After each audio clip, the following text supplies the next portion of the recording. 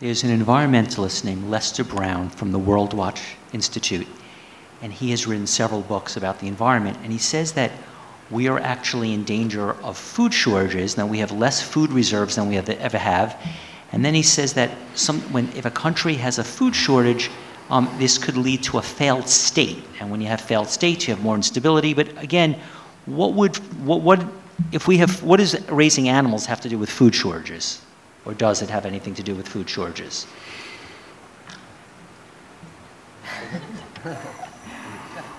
Yeah, I think, you know, it's just basic economics at work. You know, you have, for example, in Ethiopia, we have like 40% of the people are hungry. They're not getting enough to eat. It's very difficult to get enough food for them to eat. And yet, every day there are planes of meat flying from Ethiopia to Europe, and grain is being grown in Ethiopia to feed these cows, and they're fattening up. They're getting plenty to eat, and that's going to people who have the money.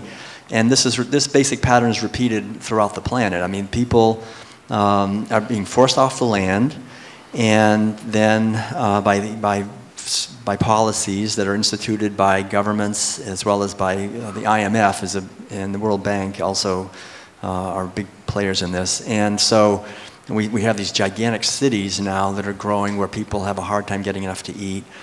People living in rural areas that are having a hard time getting enough to eat because you know, we've instituted something called the Green Revolution back in the 50s, which was basically bringing U.S. methods of agriculture to places like Africa, where they just don't have the heavy, thick, deep soils like in Iowa, and it's agriculture based on oil rather than soil, and putting farmers into debt, and essentially it's a very big bonanza for large U.S. corporations, but it's caused even more hunger.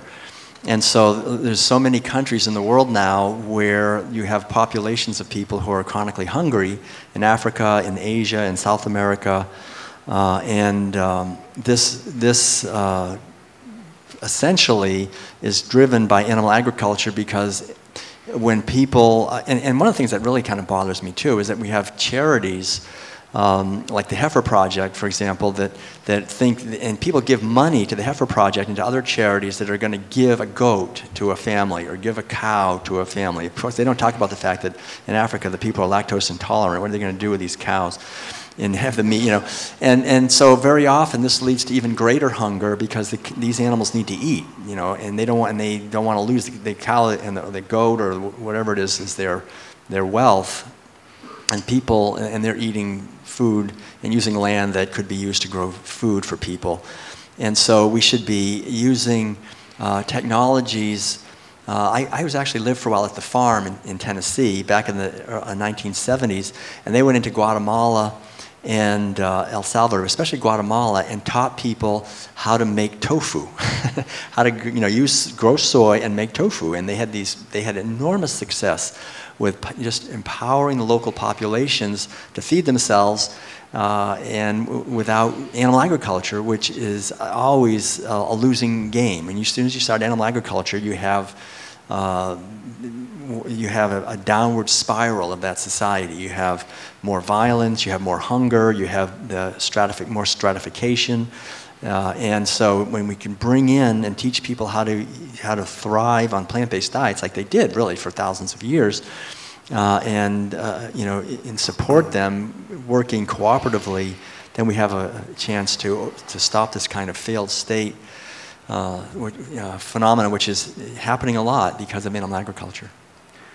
Yeah, there's a great study published a few years back by the Cornell ecologist David Pimentel, in which he shows that it takes 6 pounds of grain protein to produce 1 pound of animal protein, and that if that grain were fed to people instead of animals, that all 840 million of the malnourished people on the planet could be fed.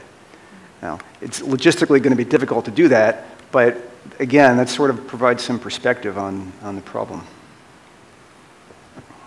Yeah, and feeding into that, some interesting stats, very similar.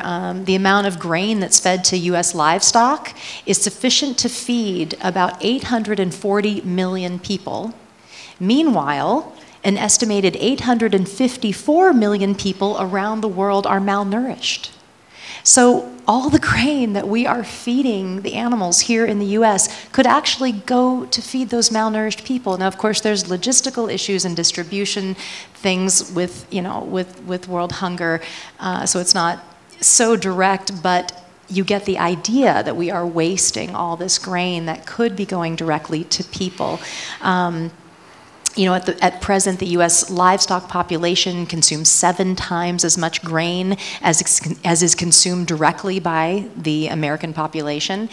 And we often think of humans as the overpopulated species that are eating up all the resources. And while that's arguably true, the animals that we are raising for our food are really the overpopulated species eating up all the resources, of no fault of their own, of course. It's our manipulation of the situation. But this is the truly overpopulated species problem, is factory farmed animals and how many we have, how many we're having to feed this grain that could be going to feed hungry people.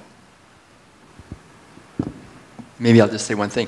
I thought it was really telling when I read studies by biologists that basically made estimates about the biomass of human beings compared to the biomass of animals. And biomass is simply the weight, right? The weight of our bodies on the earth. So they went back 10,000 years ago, so before we started animal agriculture, and the estimate was that human beings, the biomass of human beings, back 10,000 years ago, was 1% of the biomass, and animals, wild animals, were 99% of the biomass on the earth. This doesn't include the oceans, but just on land animals.